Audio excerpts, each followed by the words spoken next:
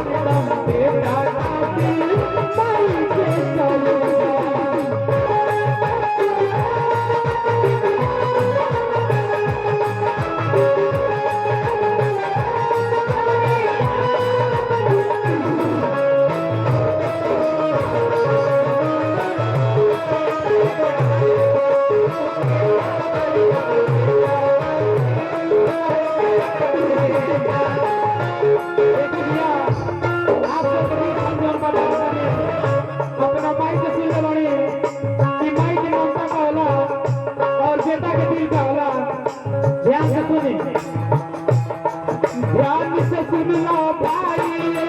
बेटा के कहानी मोहनी के डाल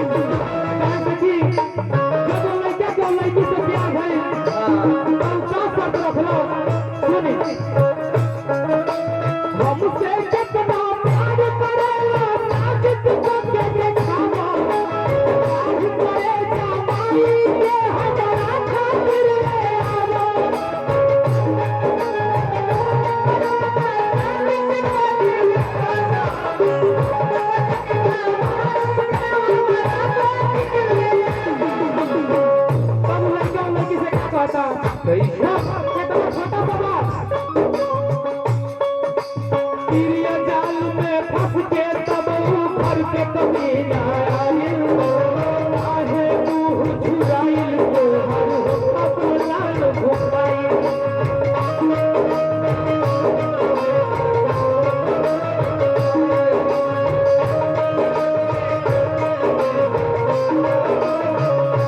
देखी माई की ममता